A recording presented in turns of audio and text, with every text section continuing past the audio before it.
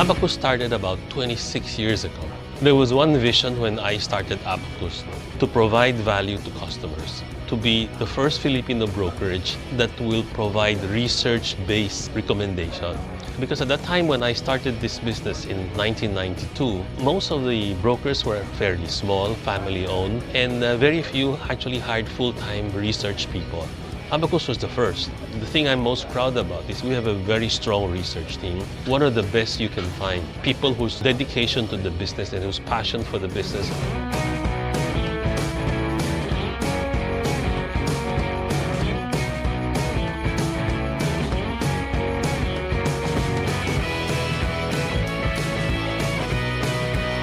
We launched MyTrade to provide customer, number one, convenience.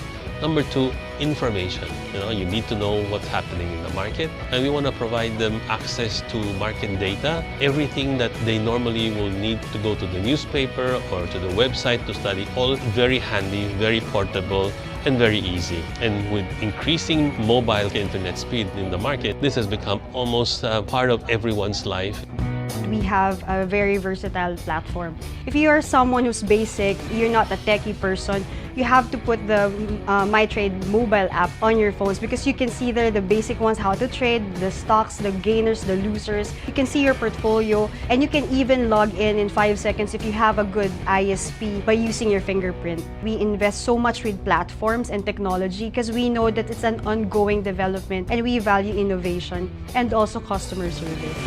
One important milestone for Abacus is the launch of our online trading platform, MyTrade. Historically, Abacus has been very strong in the institutional and high net worth retail stock brokerage business. And launching MyTrade is our way of reaching and sharing our expertise to the smaller retail investors.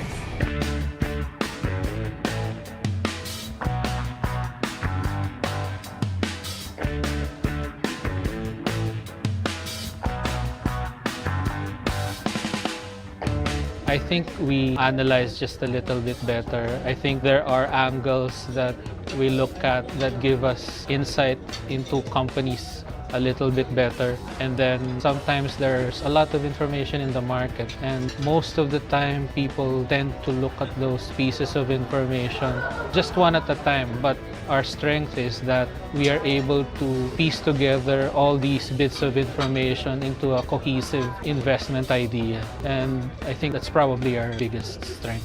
We like to make money, not for ourselves, but for our clients. We make investment recommendations to clients. First thing is, new investors should do their own research, because it's not enough to listen to research analysts, or some would be called market gurus. It's not enough to listen to those types of people. It's really important for someone new to the market to do their own research, because you'd be more comfortable about your investment making decisions. Second, it's important not to think of investing in the market as getting rich, but rather it being a process that weaves into your entire personal life. So it's not just about making money. It's really, as we say, investment is really a lifestyle choice.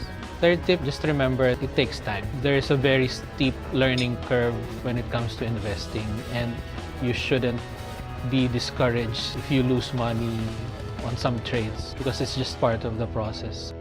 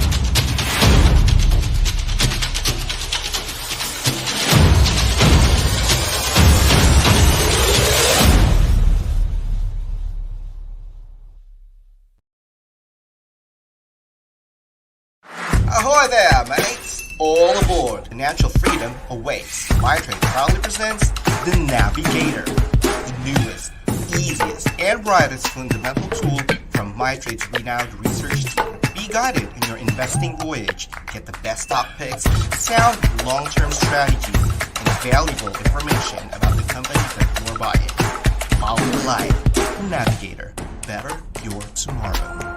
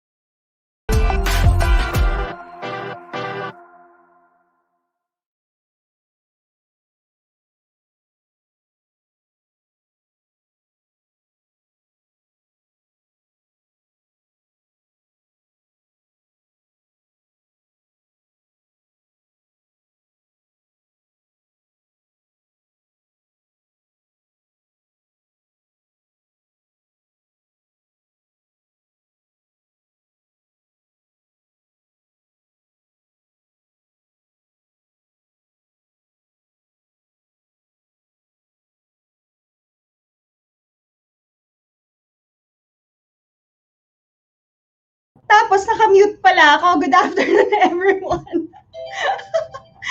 Yung hindi mo alam na ka-mute ka pala. Yan, ganyan talaga sa live. Thank you so much for being here. And once again, we are live. This is Touchbase, getting to know the face behind the brand. And I'm so privileged to be with the executive team of Keeper Holdings to give us the Q&A.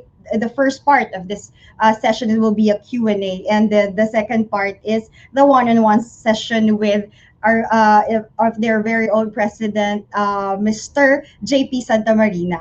All right, so kanina I was telling you, if where do you see yourself 10, 20, 50 years from now? And whatever that is, I hope that you are a better person. Sana nakuha mo na yung dream mo, na objective mo for the year, you know, things that you want to fulfill. Pwede yung mga why, o mga nasagot na ba yung mga tanong na nahahanap mo? Because sana sa ibang level ng buhay, what we have gone through this pandemic, sana yung mas maginhawa na, right? Because that's how we're supposed to live with time. We should age like fine wine. Dapat pasarap ng pasarap habang tumatagal. Good afternoon, everyone, and welcome once again with another episode of Touchbase. And this event is brought to you by MyTrade, the online trading arm of Abacus Securities. Known for our exemplary research reports, we are now strengthening our advocacy in teaching financial literacy to the Filipinos. And this program aims to present the largest companies listed in the stock market in a simple and fun way. How do we do that? Well, we believe that there's no easier way to understand a company that to get to know the people behind it, people that is behind the decision making. All right, so we will interview the CEO, the president, or the top executives of this listed company. So do you agree? So comment #MyTrade4Keeps if solid MyTrade team kayo. All right, so today's event, we will have to go 2 parts, as mentioned a while ago. But first and foremost, alam nating lahat na maraming excited sa product na to. I know na konti lang dito ang, ang hindi nagkakaroon ng chance na ma-enjoy ang tinatawag nating mga means of celebration, which is syempre drinking. Okay. Lalo na ngayong panahon na to that it's already, papunta na tayo sa Christmas season, and we're already in Christmas season rather. And I know that a lot of you are nagsastock na at naghihintay na ng sale, malamang sa SNR, kung kailan kayo kukuha ng drinks. And because of that, I want to give you here. So go to menti.com and type in the code 97406645 or use the QR code so you can go to the question that we have for today. And that is, so just make sure that the team is recording the code menti.com 6645. And then you'll be asked this question.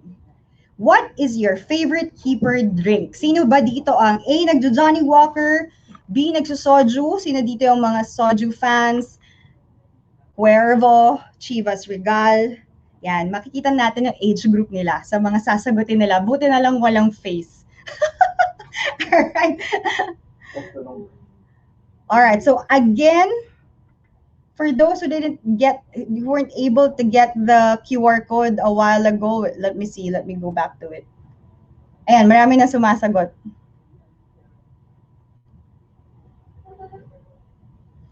If you cannot answer to this, because can I go back? I'll try to go back. Okay, yan. So for those who weren't able to answer, use menti.com or scan the QR code 97406645. Tag your friends and ayan, makikita na nila na nagsisimula na ang ating segment for today. Yan. So what is your favorite keeper drink? Later on, we will see sino ang number 1. And titignan natin kung ito nga ba yung in terms of their sales, sasabihin naman nila yan later kung ano yung mas most saleable drink. Mukhang nananalo si Johnny Walker . Ang mga fans ng Blue Label, ano daw yan eh, trader's drink. Tama ba? Do you agree?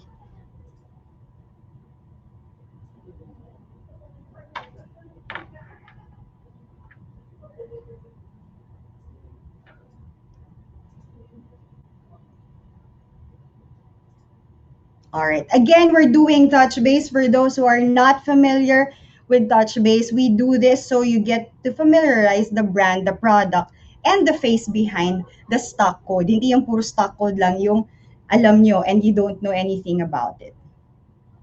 Yeah. So for those who cannot answer in the menti.com, you can type in your comments below and we will flash like Jean Reyes, sabi soju.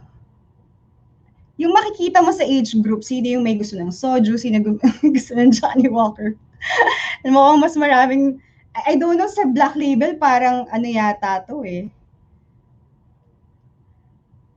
Alright, Baileys. Ako favorite ko yan, Baileys.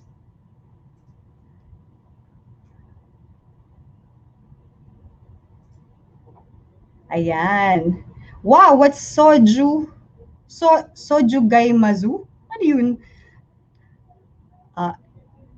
Sounds like Japanese, pero di ba it's more of Korean? Alright, so keep on voting. Later on, we will see at the end kung ano ang number one drink. Later, we can pin, this is a fun game, so we can pin probably the code para makasali yung mga malilate. Ayan. Alright. So, without further ado, since we will have the first part of Q&A, we know that we had our wink, what investors should know last week to for you to be in time in the subscription of Keeper in LSI and in as you have requested, diba? That's why we are featuring in the management team under Touchbase, and now you can be ready with your questions and type in the comment section so we can choose the questions later on that they will be answering. Ayan. So may mga sumasagot pa din. Keep the comments coming. Share this on your wall. Tag your friends who are interested in drinks or interested in investing in the stock market or interested in MyTrade. All right. All right. So are we ready for the introduction?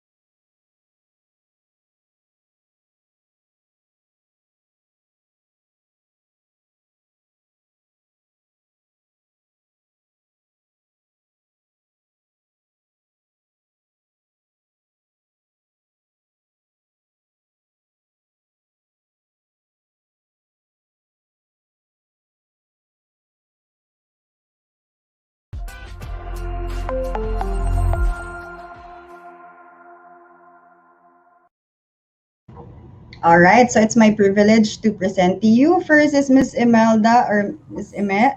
Good afternoon, Miss. Hi, good afternoon. Good afternoon, Mr. John Howe. Hello, Sir John. Are you there? Okay. Yes, hi. Good afternoon to All right, everyone. sir. Mr.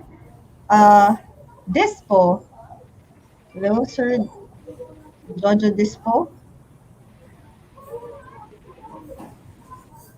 All right, and Sir Mr. Dayao. Also, good afternoon, sir. And last, do we have another one? Sir Ted is on screen Good also. afternoon. Hi, Sir Ted. Good afternoon, Sir Jojo, Sir Ted. And last is Sir JP. Good afternoon, Sir JP. Good afternoon. Yes.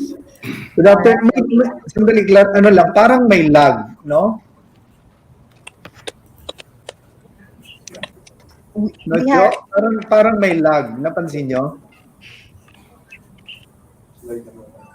on your end, Sir Medjo. But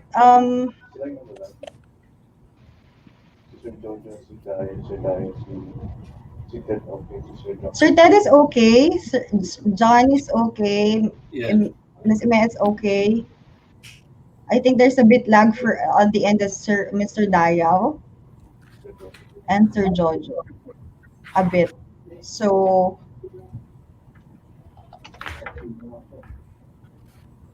for the meantime, we'll take them off screen first.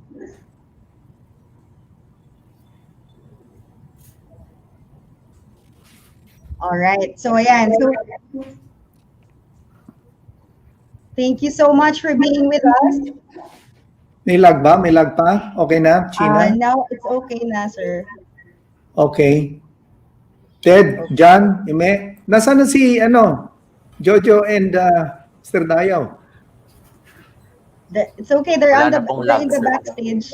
They're in the backstage. We'll call them later once their connection is okay.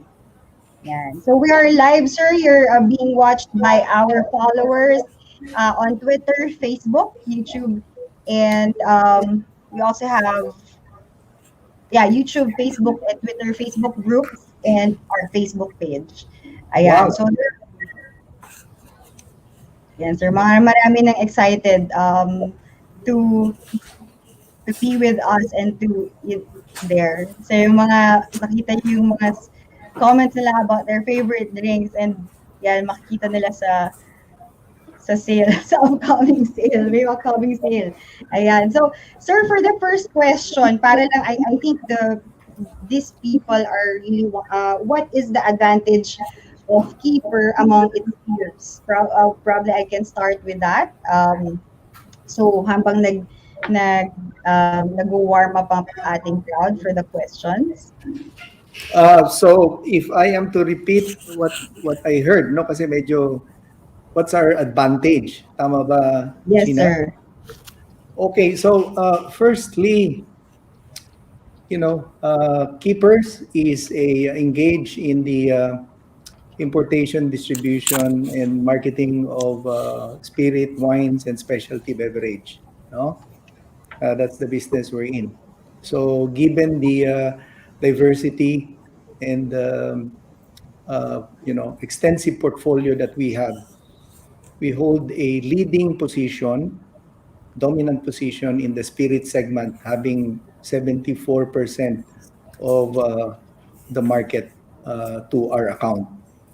That's first, and then second is Keepers has a balanced portfolio of spirits and wines, and also of the 12 key categories in the spirit segments, 10 of them, the number one brand is also with us, and that includes Alfonso, the leading brandy brand, as well as the leading imported brand in our segment. And thirdly, this business is all about relationships. So because these brands are owned by brand owners, And we have a long-standing relationships with them, some spanning over 20 years. So, and our relationship with them is really on an exclusive basis, except for Jinro, kasi yung mga Koreano, gusto nila bumili sa kapwa nila Koreano eh. So that's why there's another distributor doing Jinro. But all of our portfolio are on an exclusive basis. And then, siguro lastly, we're a distribution outfit, but since we're part of a group, no, the Costco group, so we do have this synergistic relationship with Pure Gold and SNR. Kasama kami sa grupo nila. So automatically, we benefit from the 438 stores they have nationwide. So those are our key advantages over our peers in the imported segment. Okay ba? Clear ba? Marian sir. o China? Hindi ko na tuloy alam eh. Marian o China? It's China, sir. All right. So, someone's asking. I think this is. I don't know if it's visible in the side of the company or it's just visible in the underwriter side. Hello po, management, oversubscribed ba talaga? Can you comment on this? Okay, that one, I'll turn you over to Ted or Jojo. Ayan, Jo. Oy, Ted, naka-mute ka. Oh, wait. JP, I don't think we are allowed to comment on that one. Okay. So as far Sinagot na. okay, so as far as on our end, I think there was an oversubscription. Okay, I think we can comment on that based on our demand. Ayan. Okay, from Leo De La Cruz, what is the long-term plan of Keeper to boost sales of expansions? Long-term plan, no? We've been here. I think Mr. Ko, started the alcohol distribution business in the late 90s. Okay, I've been in this industry since the late 80s when the importation of alcoholic beverage was liberalized. So in terms of, there's so many plans. I mean, to boost sales and expansion. Number one is, we do have a balanced portfolio, but there are still gaps. Okay, we will fill them in, and the brands that we carry right now, we will continuously grow and build them to further increase our sales. Now, in terms of expansions, I will be very careful in answering that because we're limited by our disclosure and information, no, regulatory limitations. But on that particular subject, a big chunk of the proceeds from this follow-on offering will be used, to for us, in order for us to have a better hold and control of the supply and cost of the biggest category in our portfolio. And then a smaller chunk in that particular tranche will also be used to buy companies locally, similar business model to us, that fills in gaps in our portfolio. So those are the things. So number one, continuously build the brand and also strengthen the fundamentals of the company to ready it for the future. All right. Sir, I think we need to address also the elephant in the room where I think from Davin, the story of Davin to becoming which is the backer listing of Keeper. Can you give us the story of how did it go about? I mean, I think a lot of our audiences are asking about it, and if you can have a take on it with regards to was there a disclosure or how did it happen from the Davin stock to Keeper? Okay, the best person to really address that issue will be my colleague here and friend, Mr. Pulinga, and also Jojo, if he can come in. I don't see him in the screen. So, He's Ted, free. would you like to start? Oh, Yeah, for the meantime, we'll still try to add Sir Jojo on screen. I think oh, I can see him, but it's not showing up. So while for the meantime, we can have Sir. All Ted. right, Sir Ted.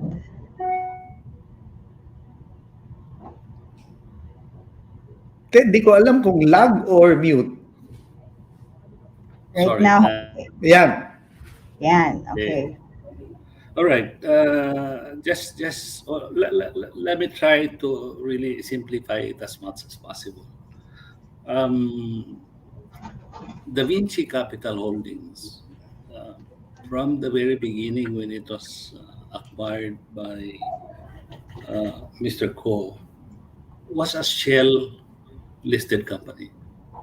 No operations, no real assets inside, but it was a listed company. Okay, and of course, as a listed company, there were of course certain tradings in their shares. Now, the preparations for this transaction for the spin-off of the three liquor companies under which are the subsidiaries of Costco. These were prepared or these were started as early as in early or middle part of 2019. Okay, and when the formal decisions have been or were made,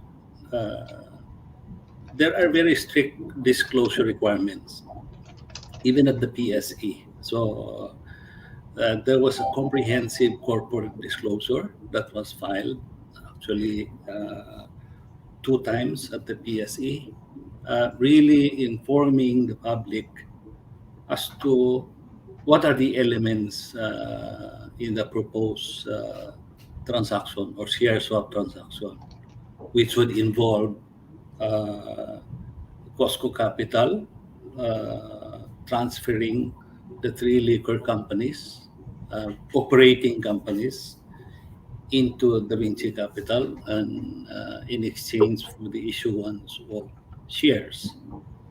And all those plans and disclosures were all submitted and filed with the regulatory bodies, mainly the SEC, and which eventually led to its approval.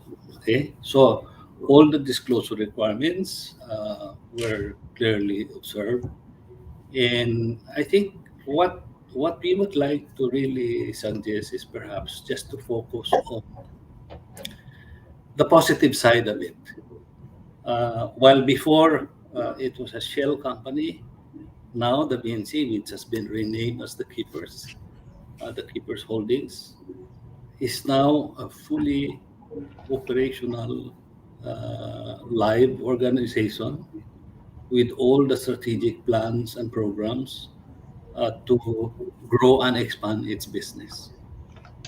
So I think that's the strategic value that is on the table right now. All right. Thank you. So we will try again, Sir Jojo Dispo. If we can add him on in the stream right now. Let's try to wait for it to load. Um, would you consider, Sir Ted, that some of these are pure speculation? Well, I mean, there was a demand in Davin way back that is due to a certain speculation. It was it. Can Well, you consider it?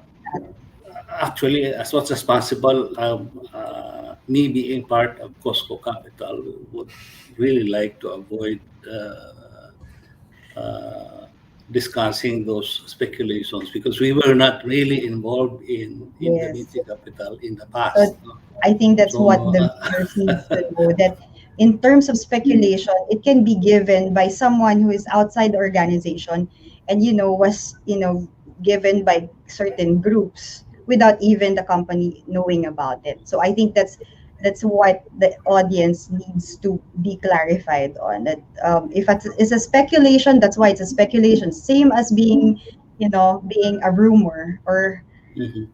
yung mga marites na nakakabiktima ng mga ganitong usapan. And we don't want that's why we are addressing this, because it never came as an official statement from the management. So with that being said, then it came from a speculation. How again, Sir Jojo, let's try again. I think we can we can see that you have a very good background there in your bar. I hope we can talk to you.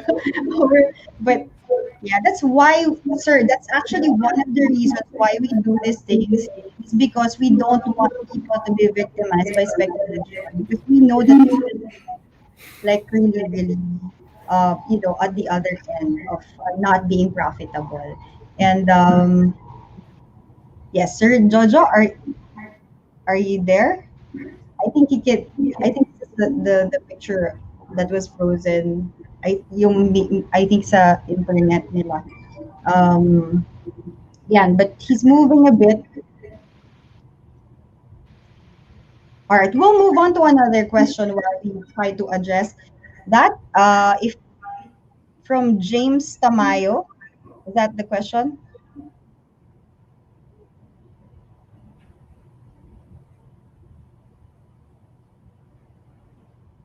It's a comment. All right, from Selvi Santillan, will the annual rising liquor prices due to sin tax smuggling will be a major issue? What's your plan to keep your market leadership? Okay. Yeah, let's get into the details of the excise tax, no?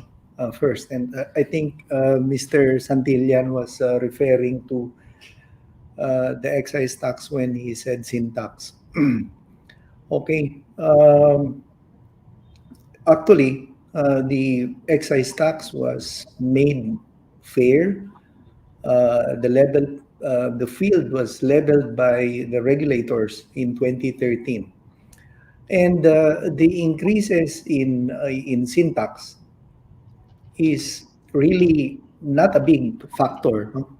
If I am to convert it on a per bottle wise of 750 ml, the syntax is about 2.80 pesos per bottle. So for a product, our cheapest product is retailing at 200 pesos. That 2.86 pesos is not that material. So products higher than that, even more so. So it's not really, the syntax effect on us is not really that huge. Smuggling, alcohol is one of those highly regulated products. Okay, so you have to have clearance from Food and Drug, you have to have clearance from customs, you have to have strip stamps, and you have to pay taxes from the BIR. So as this country evolves and becomes a developed one, the incidence of corruption and smuggling is part of that. Will start to go down. So because actually some of the modern trade supermarkets, they're now very particular about listings. They want to ensure that there's proper regulatory clearances from Food and Drug, from BIR, on products that they list. So that's one of those that prevents smuggling to be a major issue. So that's it. And we are the biggest player, and our relationship with the brand owners are on an exclusive basis. So the brand owners are also with us. They don't like parallel shipments. Parallel shipments are those unauthorized shipments that's coming in. So they don't like that because that messes up the prices. So them, the brand owners, and us, we are together along with the regulators in controlling them. That's the issue. So I hope Sir Zaldi, yeah, he said thank you for answering the question.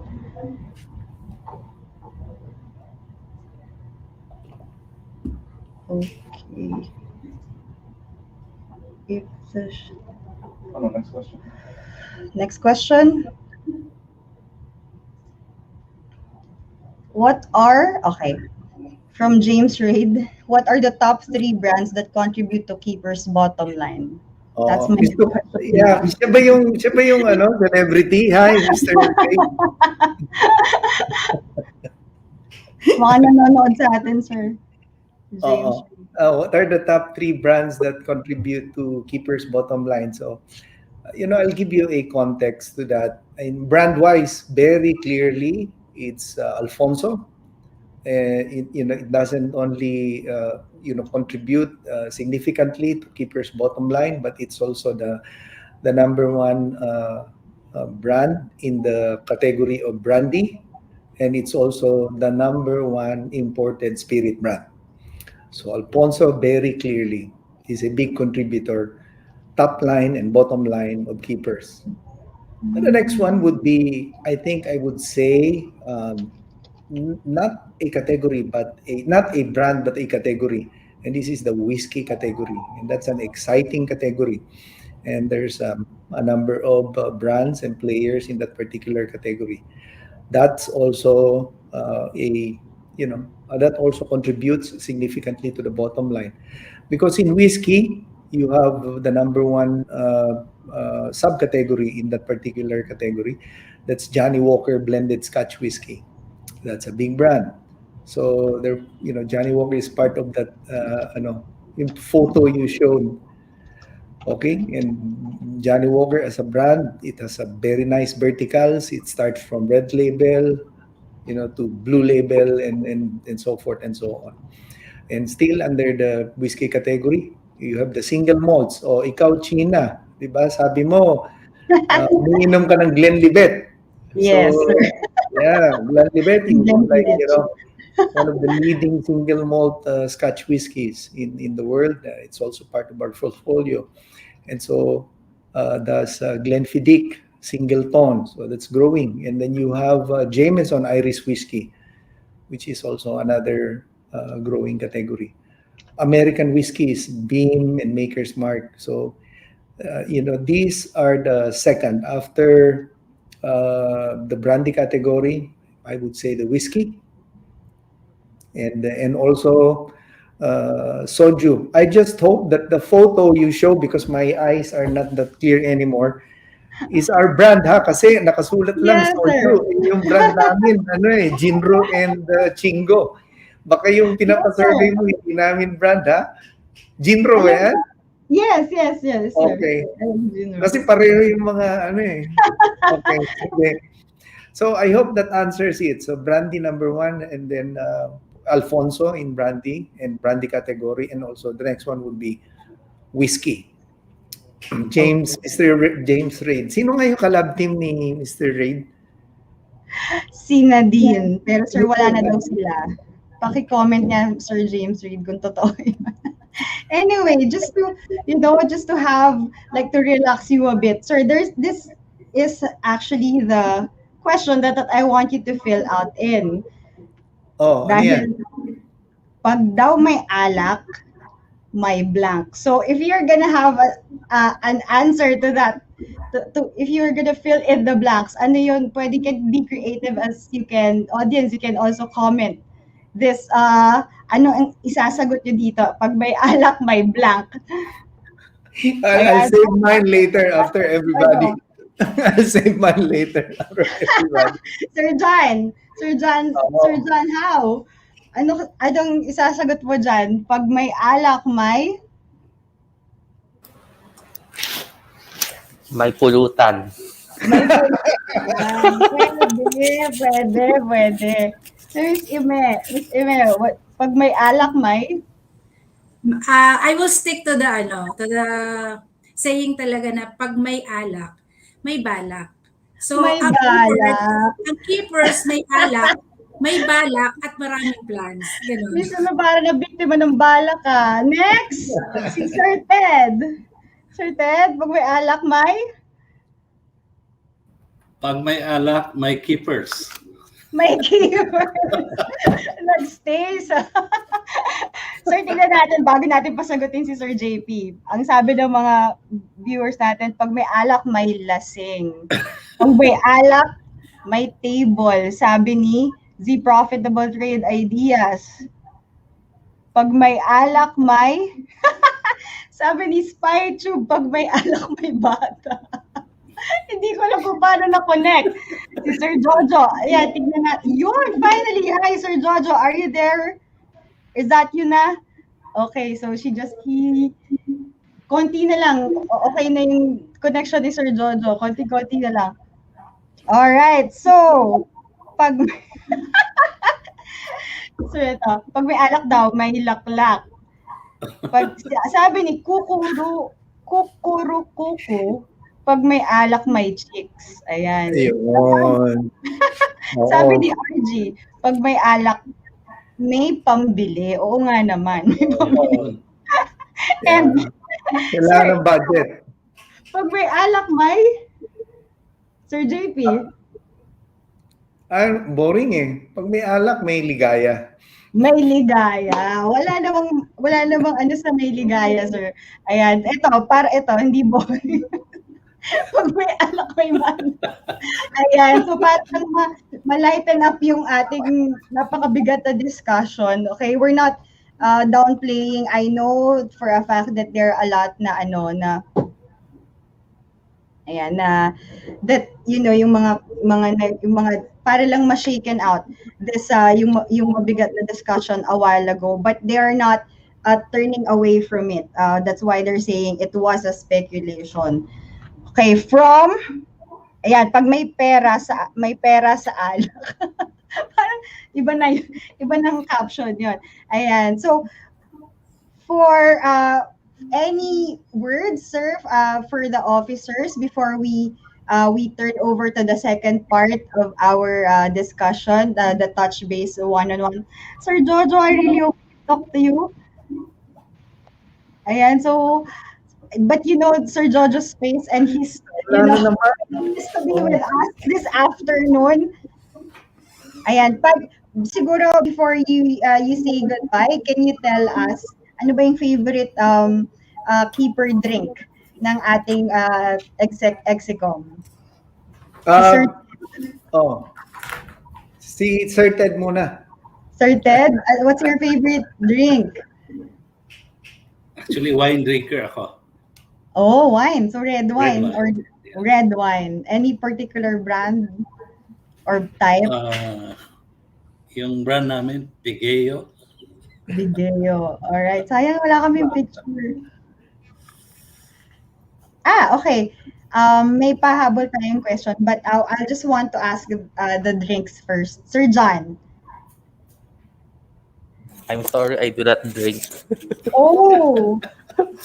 Pwede pala yun. Pwede pala hindi nagde-drink. Okay, Zex. Kala ko part yan ng resume, drinking or not drinking. Wala namang pilitan sa company. Wala namang pilitan. Oo. Ayan, tama. Si Miss Ime. Miss Ime? I'm also a wine drinker. More of Vino Fontana. And also yung mga ready to drinks, yung mga Horoyoy, yung mga Japan brands. Right, mga chill drinks si Miss Ime. Yun, mga soft alcohol. Yeah. Soft alcohol. Yeah, ayan. So, meron dito, this is a interesting question from Joshua Generoso. May I ask why you chose the name Keepers? All right. Sino may gusto sumagot niyan? Si JP. Okay, so from the Binchi Keepers, no? So Keepers kasi, Joshua, is a very nice word, and our chairman, si Mr. Lucio ko, he likes beautiful words. Isa na tong keepers. So, keepers by definition is someone or something with good qualities. No? When you say, oh, that's a keeper, so good qualities, no? Or someone who can you can have a long relationship with, something worth keeping. So by definition, that's what a keeper is. So bringing it closer to our business, ganito yan. So keeper is an honor given to a person who has shown outstanding commitment to the Scotch whiskey industry. Okay? So yung your code keeper. So our chairman, si Mr. Ko, was bestowed this title by the exclusive by invitation international organization of Keepers of the Quay. So yung quay naman is para siyang bowl na may dalawang handle.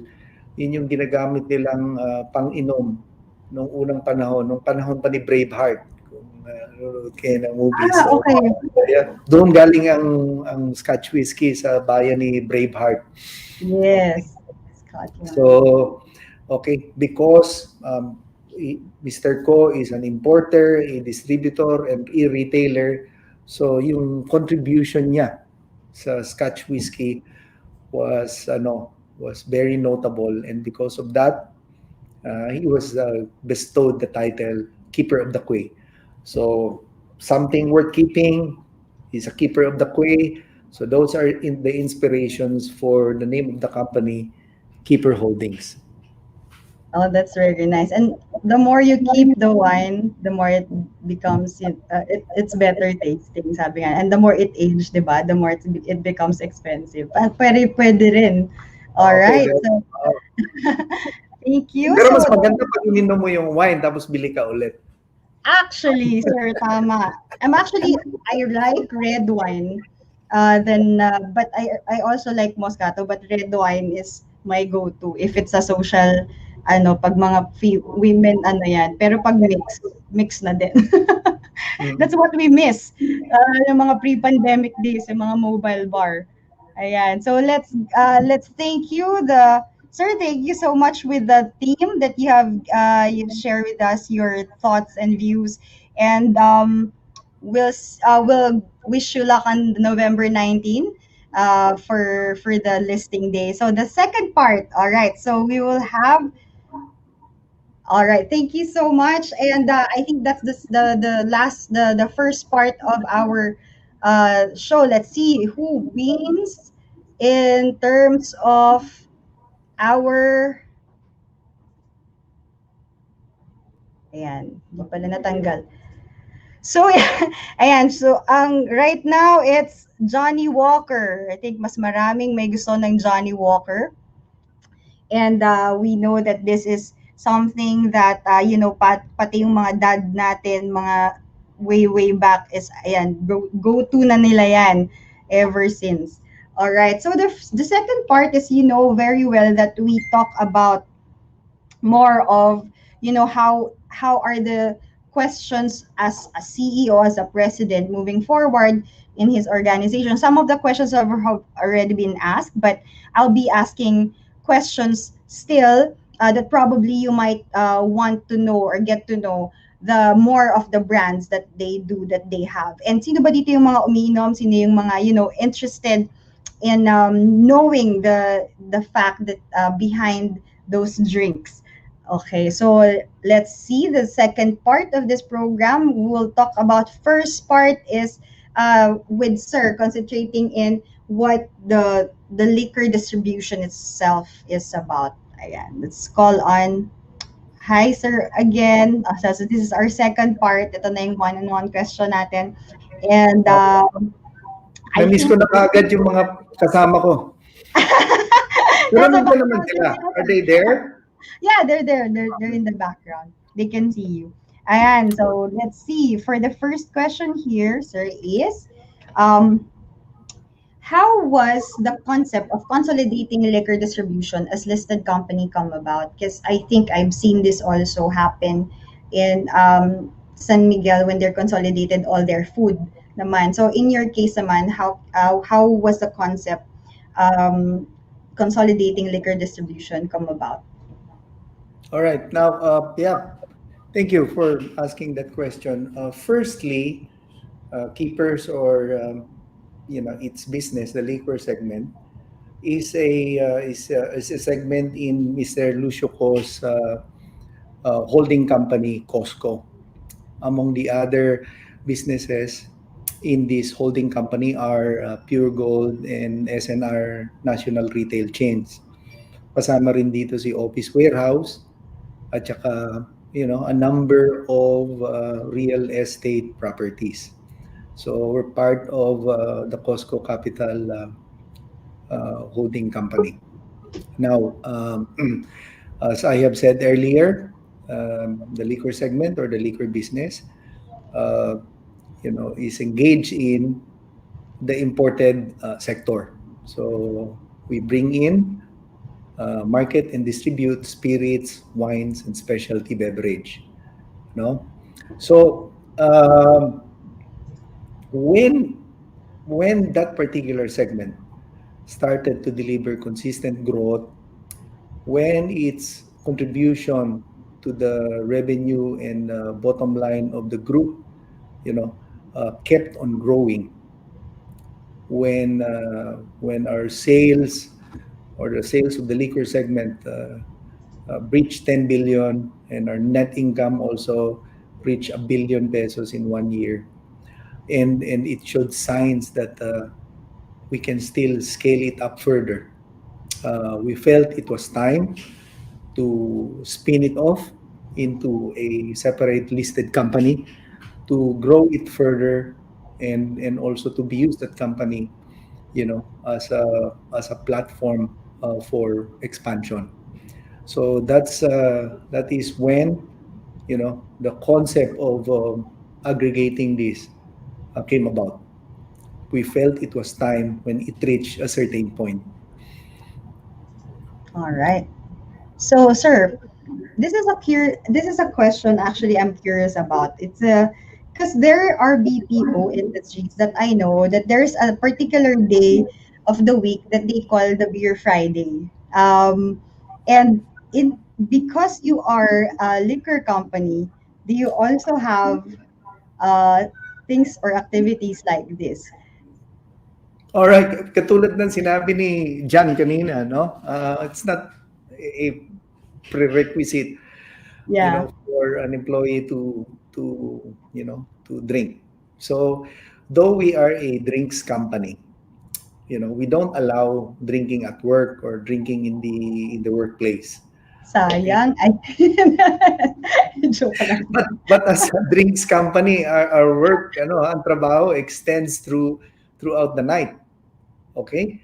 Kasi, the night, that's where the on-premise channel is. So we have to check the goings on in the night market. And in that particular channel, you have bars, restaurants, clubs, and cafes. Those are establishments or institutions where we build our brands. So, we check them. And sometimes, we have a drink or two with the owner of the establishment, or when we do have promotions. But that's it. We cannot drink more than that, or kasi, di ba, magkakaproblema ka pa uwi. And we like to promote responsible drinking. All right. So, ayun. Sir, how about I'm curious, how do you research the next big craze in PH to distribute since this is imported spirit? How do you do your research when it comes to new drink to come in the Philippines? Mm. Ano na yan? Kasi when you're in the business, and I've been here since when it was liberalized in the late 80s, no? It's part of the system na. So, you do have relationships with brand owners. And to us, we have, the leading brand owners of the alcohol beverage in the world is with us in these particular markets.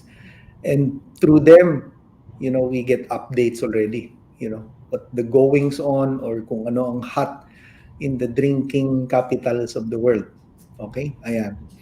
Tapos of course, it's part of the system na rin. Industry publications, you'll just have to read them. There's always something that's being written up. For example, now, the world is now moving towards a healthier alcohol beverage. So lower alcohol, di ba? Better quality alcohol. So that's it. Alfonso is a brandy, but it's a light brandy. So it has a lower alcohol content. So it's a healthier drink. Ayan. Tapos, travel din. You get to know eh. When you travel, you attend trade shows. So there's always a trade shows in France or in the US or in Hong Kong or Singapore. So wala lang trade show during the pandemic. Oo. Ayan. And of course, itong ginagawa mo, itong internet, the social media platform, ang dami kang matututunan kung kasi everybody is proud. They're showing what they drink in the social media space. So those are sources of what's going on in the drinks market. Sir, in terms of countries, ano yung countries that you consider the trend setter for drinks, especially with spirits? Anong countries yun? US pa rin. US pa din. US, and we used to be a colony of the US. So, di ba? So what's hot there, most likely it will be hot here. Pero there's an exception, ha? For example, soju, ayun, pakita mo. Yes. Soju, okay? It's not big in the States, it's available in the States, but because of that Hallyu wave, yung mga natin, sila BTS. Yes. Blackpink, sino pa ba yung iba? Di ba? Korean food, samyang, cellphone, di ba? Yeah, the K-pop. And then you see this product. So that's one. So the world is changing, but most of these hot brands, they still come from the US because they're very good in marketing. Of course, also in Europe, the UK, France, the more mature markets, sila yung mga nag-uumpisa niyan. All right. Sir, for the team that travels in search of these brands, do they really go to the scotch making, do they go there and check before you can, or you just taste it and sa taste pa lang alam na nila kung if it's gonna be a hit in the Philippines? You know what? One thing exciting about our industry is that you get to travel. Wala nga lang travel during the pandemic. Yeah. But one of the more one of the perks of being employed in the alcohol beverage industry is you get to travel. So you visit vineyards. It's very nice, huh? You visit wineries. You visit distilleries. So around the world, and most of them are in Europe and US. So and this is part of the education process. You have to understand the product, you have to understand the brand, and also the company that you represent. And it's very exciting because you get to travel, you get to experience different cultures. So you eat their food. There was a time I was in Scotland in the 80s. I was young. It was my first trip. There was a conference and I was with a Thailander. Magkasama kami from Asia. Alam mo, nagdala siya ng cup noodles kasi hindi niya makain yung pagkain sa Scotland. Binibigyan niya rin ako ng cup noodles kasi naninibago kami. Hindi namin maintindihan yung dinner namin eh. So, sobrang iba ba? Hindi naman, hindi ka lang sanay pag sa umpisa. So, pero yun, that's what's nice. You get to travel. It's part of the perks. Sana nga, when the market opens up, we'll resume to visiting those interesting places. Dami yan kasi it's around the world. You have Europe, you have US, you have South America. Yung sa malamig na portions, Chile, Argentina. Oh wow, where the wine they make wines, and then Australia, New Zealand. So, ayan na, maganda. Mm. Nice. Parang Ganda ang sarap magtrabaho mag-R&D sa alak. sir. Parang ang sarap mag-R&D dun ah. Sir, for out of Inspite, I know that there are a lot of, I'm still excited with the FOO. What is the management excited about the most in this follow-on offering? The proceeds maybe that it's gonna go about the expansion. Yeah, well, the follow-on offering, is exciting because it gives us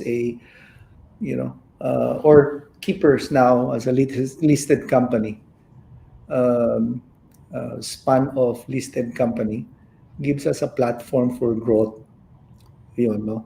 And then secondly, as you know, Keepers is composed of three, now, presently, three distribution outfits carrying different brands and representing different principals. Some of them are competing. So, si Meritus may portfolio, si Premier may portfolio, si Montosco may portfolio. Okay, some of them compete. Now you have Keepers as a holding company. So with technology and the right people, diba, you can harness the aggregation of all these brands and categories.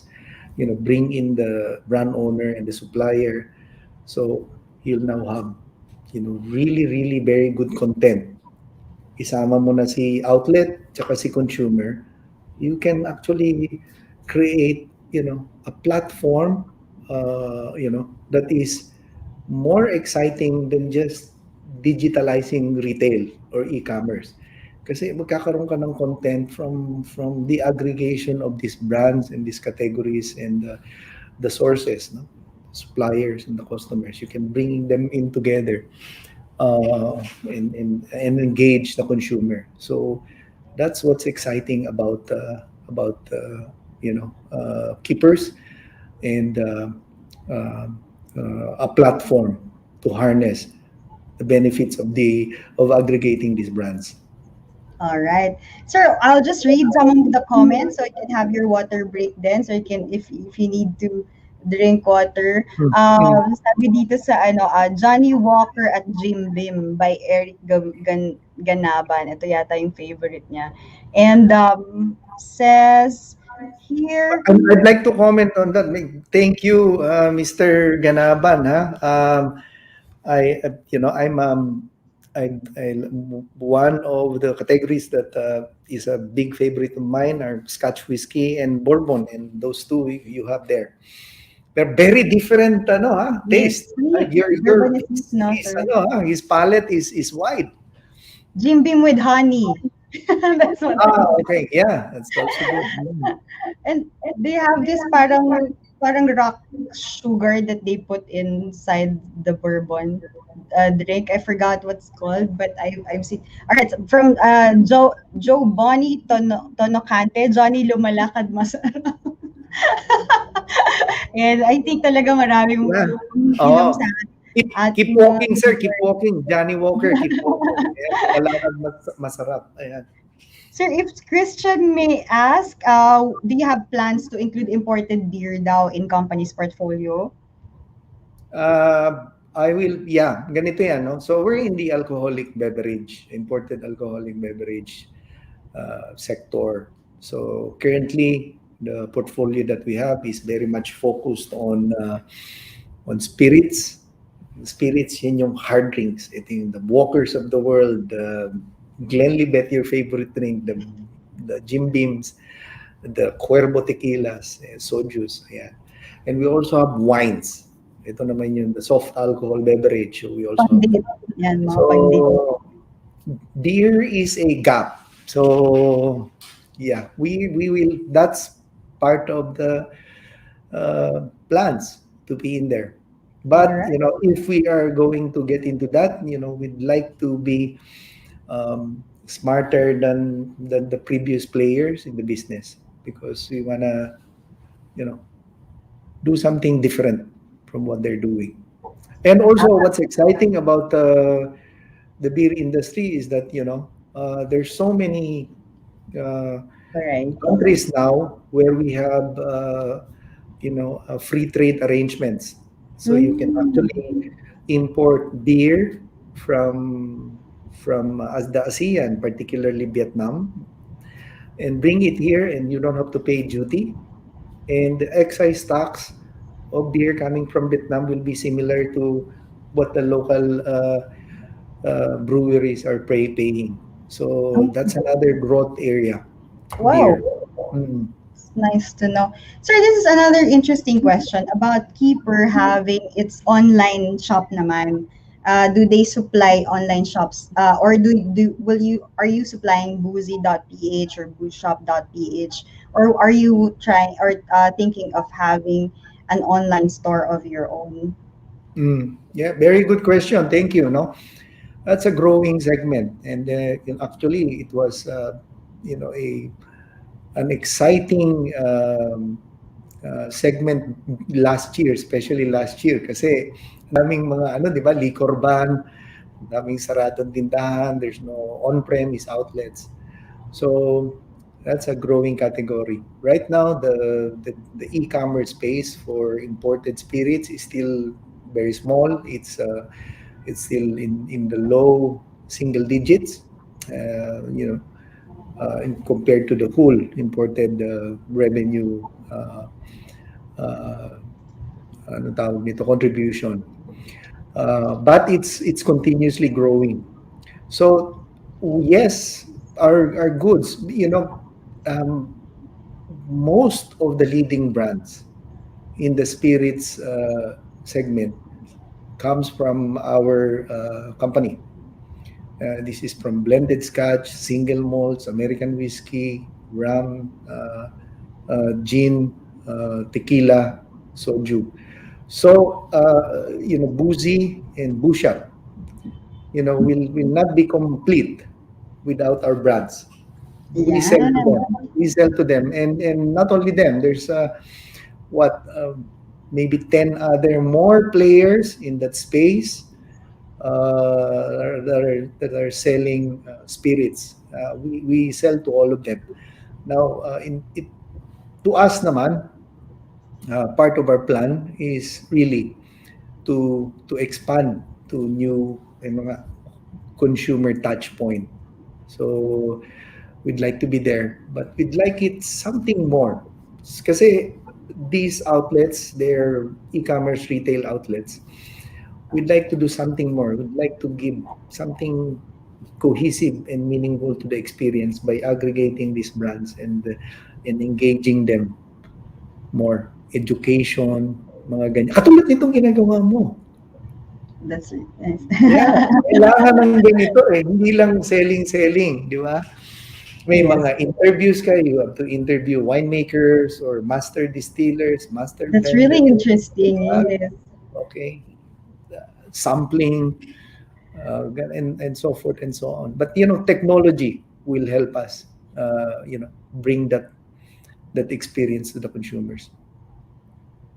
And then, sir, sabi ni Yang Chang Earn, Johnny Walker habang nanonood ng live. So, buti pa sana all. Ayan.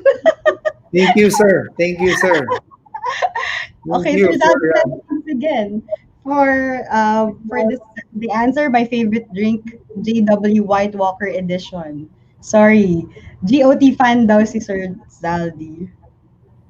Game of Thrones. Yes. Thank you. All right. So ito, cute na question to. As an alcohol seller, what's your advice to kids who likes drinking? Well, sana legal drinking age na yon, ha? Oo. Assuming So, it's 18 years old. oo, the kid, kasi when you use the term kid, it's not yet legal. Yeah. So, kids, So it's an don't drink yet. 18-year-old kid. Wait till you get to legal drinking age, okay? And when you're in that age, don't start cheap. Don't buy the most expensive ones. Not because people say or critics or writers say that this is good, you should buy. No, because you don't know if your palate is the same as theirs. So, explore. Tingnan mo, katulad ni Marian, gusto niya ng Moscato o gusto niya ng red wine. See, others won't like that.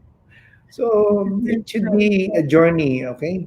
Yeah, you read and you listen to the writers and the critics, but you have to follow your own taste. But you have to be at your legal age first. Dapat muna. Mapapahamak tayo dito. Oo. Yes. Yan. Legal drinking All rules. right. So now, sir, we want to get to know you more, because I know that you'll be the face behind this brand, and moving forward, we want to have like an attachment that as this progress, as keepers grow, we want to have like they rely on someone that has a face. Ayan. For the first question, as we want to get to know, this is the part 2 of our touch base. Sir, as president of cool products like this, what's the first thing that comes to mind when you hear the word drinking session? Ayan. So something that is, when you first hear the word drinking session, what first comes to mind? Ganito eh. Kasi itong trabaho na to, when I hear that, when there is an occasion, or when people are buying drinks, talagang it's like it's automatic already. Number one, I'll be curious. Number two, I'll be excited kasi may alak, di ba? Okay, number three, I'll be delighted. Why? Because I'm being part of that occasion, di ba?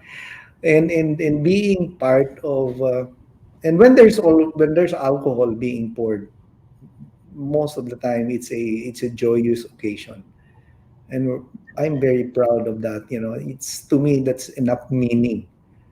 Relevant pala yung produkto namin. Okay, for as long as you consume it responsibly and moderately. Okay, so yun. And then ang ano diyan, to me, kasi when you see that business, right away comes into mind. So anong iniinom nila? Is it hard? Is it wine? Is it beer? And if it's hard, anong occasion? Is it a birthday? And is it a wedding? And if it's a wedding, ano yung welcome drink? Ano yung hawak nila when they socialize, or things like that? And what do they pair with their food? So is it white? Is it red? Is it rosé? Is there champagne? May champagne. Anong klaseng champagne? Big time. Ganon, di ba?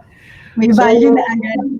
Oh, and then you see, and then towards the end, are they moving towards the hard drinks, the single malt whiskeys, or the craft spirits, and so forth and so on. So to me, it's yun nga, curiosity, delight, and excitement that comes into mind whenever that I hear there's a session or a drinking occasion happening. It's really different, sir, when talking about different perspective, because a person who can just think that if it's a drinking session, then alam na nila iba't ibang drinks na. Kayo mga our audience, what first comes to mind when you hear the drinking session? Not for the person who's behind that business, that marami nang naisip when you hear the word drinking session. It's already deep. And saying that your industry is mostly at night, are you a morning person or are you a night owl? Tanda na ako eh. So. In your prime days. No, I don't know, my body clock wakes me up before 6 a.m. I like mornings. I really like mornings. My mind is clear. There's no distractions. So, di ba? It's great to think and plan ahead. No need to rush. To me, mornings is quality time eh. Ayoko mag-exercise sa umaga kasi gusto kong gamitin yung umaga to think and to plan. That's also the time when I call my mother, kasi my mother lives in Davao. He's alone. He just turned 80. Okay, bakunado na siya 2 Wow. beses. So, tatawagan ko yon, tatanungin ko kung anong ginawa niya, kung pinasyal niya yung kanyang pag, and so forth. Oh! At pag natawagan ko yon, alam ko na kung ano nangyari sa lahat, mga kapatid ko. Isang Diba? question Yun lang, ang sir. magre-report Ang eh. dami na. Oo. So that's it. So, and then, that's what I do in the morning. Mornings din, reading time. I subscribe to this, yung app, Blinkist. Maganda eh. So, I read and I listen. So, it's Sir, also what's the time. app? What's the app called? Blinkist.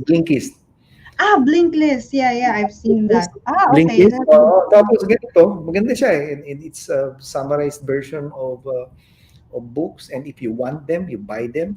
So, ganon. So may tip na ako, ito pala itong book na to. Oh, This is gusto, I what's wanna about. learn. Yeah, I Oo. wanna learn more. Oo. Katulad nito lately, I, yung Blinkist, napakinggan ko yung platform revolution, the platform business, like what you're doing right now. I'm so impressed of this kind of things. You bring people together, there's engagement. Excited ako dyan. So I listened to the Blinkist and then I ordered the book. So ayan. If you start early, diba, you finish early. So ayan, more time to prepare. So yes, I would say I'm a morning person. So, ayoko magmadali sa tanghali.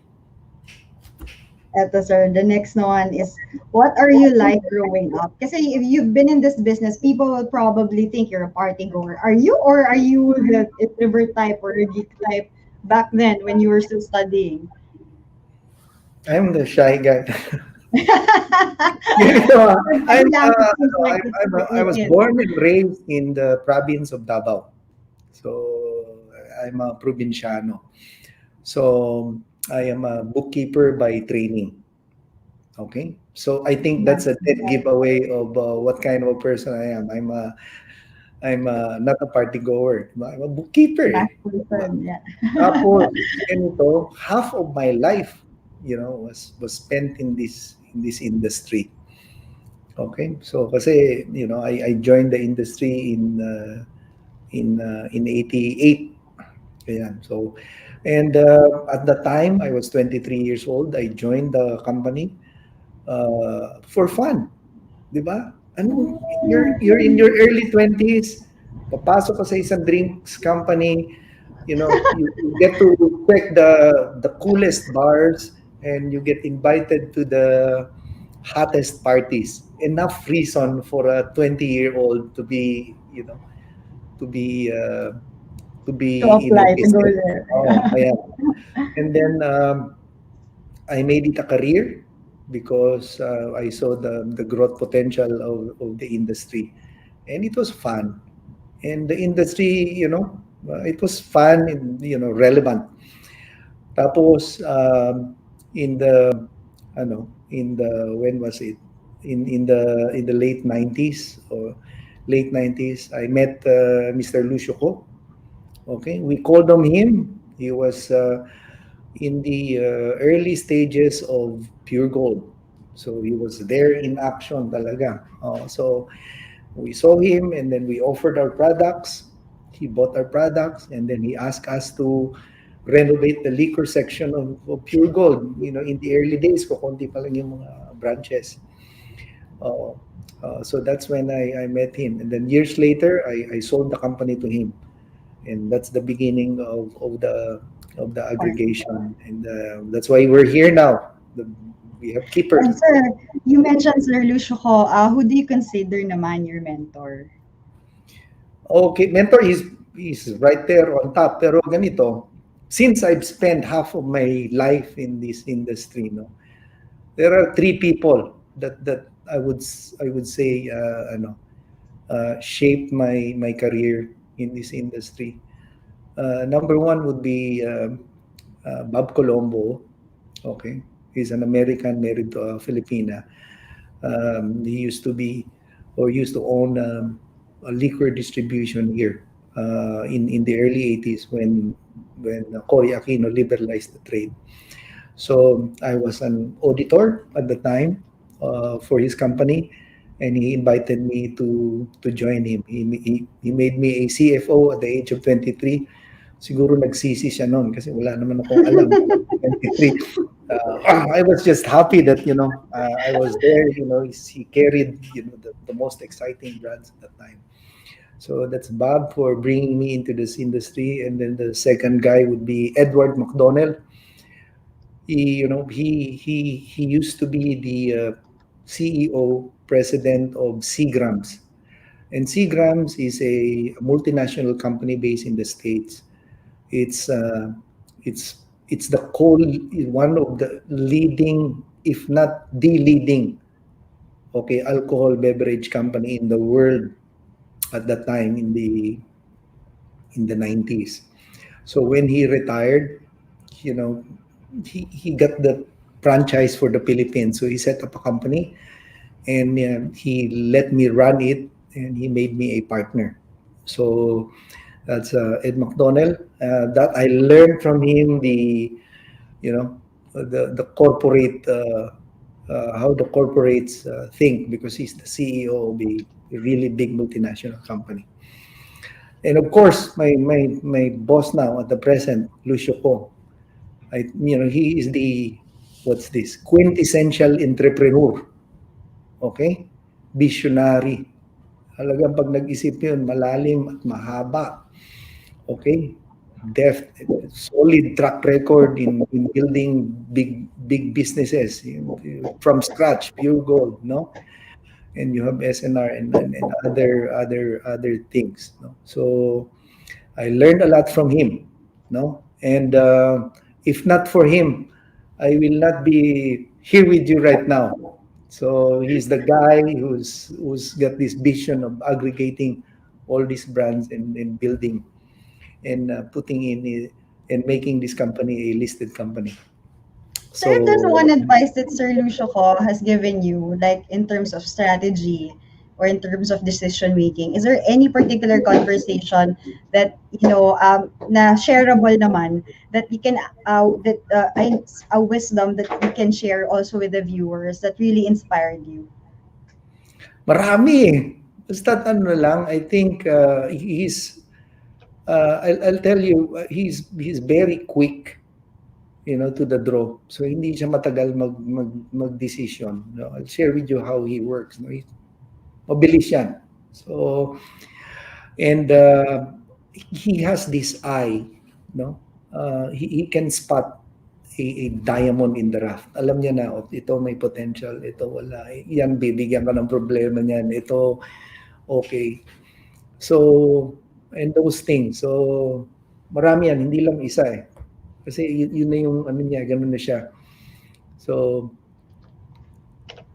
Sir, you consider na, like for example, may sinabi na siya about this and, parang gusto mo na lang na sana mali, pero all the time, pag may gut feel na siya and he tells it to you, parang most 100 of the time, if not all of the the time, time. he's correct eh. Most of Yeah. the time, if not all the time, he's correct.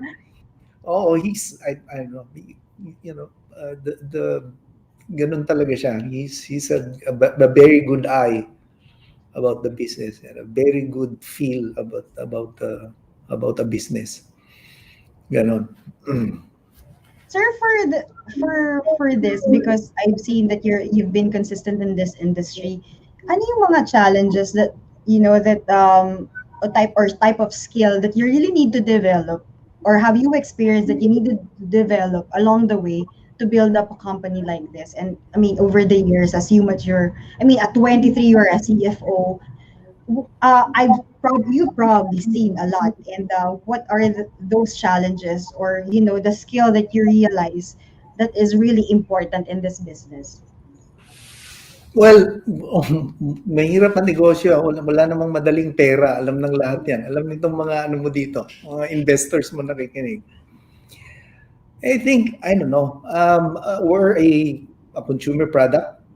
I think the problems that we have is similar to other consumer distribution products also. So we face external challenges, when foreign exchange fluctuate, we get affected by that. So may ibang risk when there's a change in the ownership of brands. So those are the things. Internal naman is, how do you motivate your people? How do you make your operations efficient? So these are the challenges. Regulatory, kasi government is really part of our business. So you always hope that the taxes they impose will always be fair, and it's fair naman. They gave us a level playing field, so the excise tax of the imported sector is same with that of the local spirits. Market, ayan. So that's a day-to-day battle, the market. You know that. It's similar to your business. So there's nothing special. Basta at the end of the day, walang madaling negosyo, walang madaling pera. Sir, Kailangan up on your toes, ready palagi. Ganun lang talaga. how do you distress? Parang I just with that you mean people have gym or have sports. How do you release that intention? I mean, what do you have do you have a sport a go-to sport? How do you distress with all the decision makings that you have to do? Exercise talaga. Yeah, yung exercise would be one of them. Very important. And then if it's if I don't have anything big or important the following day, I may have a drink because it's good. It relaxes you. Ganun lang. That is if I don't have anything important, like Yes. interview. So kagabi pa. Sir, any parting words to our viewers? I know, as as a president, as the one that envisions keepers along the in the coming years, in the coming weeks, in the coming days. Any words to impart to them before we end the session of Touchbase? Well, I hope, no? Well, congratulations on your platform. I like the format. China. Tapos tuloy ako. Marian ba China? Okay. This is very nice. I hope we'll have the same platform also in our business where we can engage, the winemakers or the distillers with the consumers. I think this is a learning coming from you. Well, I hope that we were able to give you at least an idea, kasi we were not we didn't present so an idea of the business we're in and its growth potential. Sana naman na pick up yun ng ating mga viewers. Again, to repeat lang, Keepers is a listed company engaged in the importation and distribution of spirits, wines, and specialty beverage. With our portfolio, we hold a leading and dominant position in the industry, particularly in the spirit segment, having 74% market share. So, given the strong fundamentals of our company, I think this is an exciting business for both consumers, kasi we have the brands, and to those investors who are interested in investing. And also to you, kasi you're drinking, and to yung mga kanina nag-share ng mga iniinom nila, to those loyal consumers, we're forever grateful. Our heartfelt thanks to your continued support. Keep on pouring, and keep on sharing the brands. Thank you so much, thank sir. you, and thank you for this platform. Thank you for giving us the opportunity. You're welcome, sir. If there will be a given time again to also invite you again for another session like this, we will let you know also. Sige. Oo. Alright.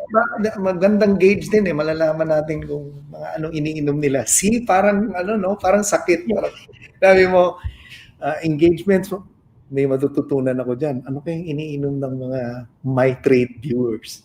Oo nga, sir. Alam mo ng mga Johnny Walkers tong mga to. Yeah, Jim Beam, JW. Soju. JW Pero fans. Yeah, may Baileys din, may Cuervo Baileys din. Tequila. I was impressed. Yeah. Oh, thank you. Thanks for that. That's very creative. You're Galing. welcome, sir. Sina, ikaw naman, ano, Ako, do you have a background in, the business or ano ka, comms? no, sir. In terms of drinking ba or in terms of... Hindi, ano ka napasok dito? Ikaw nag-host. Okay, sir. I'm handling the marketing and sales of MyTrade. So we really, I was also the resource speaker of MyTrade when it pre-pandemic days. We go road shows, we go to with PSE and do talks in person. So it's I also miss the stage, the crowd. I mean, you see the faces of people. So I do this in the regular talk, in the regular engagement dun sa stage and talk. And now we have to adjust. We do it online. And siguro natural lang na madaldal siguro ako, sir. Na-engage ko tong mga taong to. And I also have the passion also and personal advocacy to really teach people how to do proper investment. Kasi nga 'di ba, if we don't,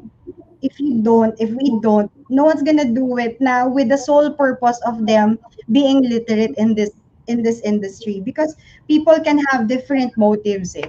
And nalulungkot ako kapag gano'n nabibiktima ng speculation, nabibiktima ng, and they cannot put finger na merong may lisensya to do so. And and also with our OFW, sir, maraming nanonood sa atin na nasa OFW, na nasa ibang bansa ngayon. If you can comment where you are right now, where you are watching us from, isa rin yun, sir, sa mga ito yung mga I was in the business of oil industry when I decided to switch career talaga. It's a leap of faith and be in a financial industry as to be the calling na yun yung tinatawag na namin na calling na to spread the word, the literacy. Less than 1% of Philippine population is invested in the stock. So marami pa dapat and marami pa tayong dapat ituro sa kanila. And being with you right now is actually one way of them being taught of fundamental approach in terms of investing. They should know what they will invest.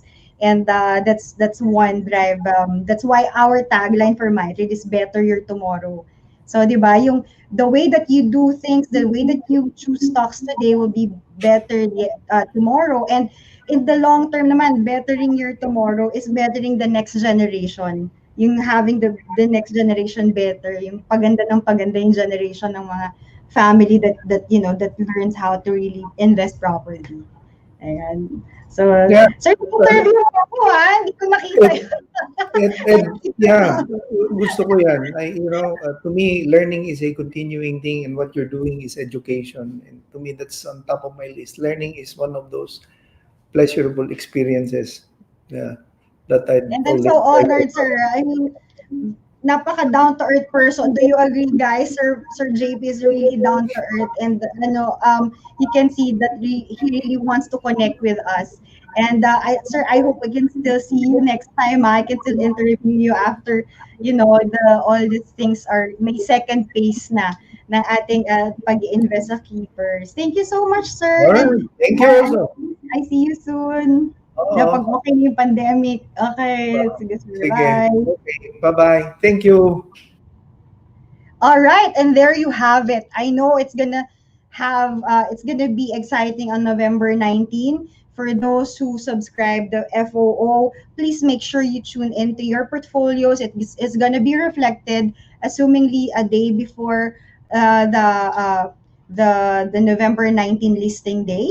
Ayan, agree free soju, sabi ni Randy Vasquez.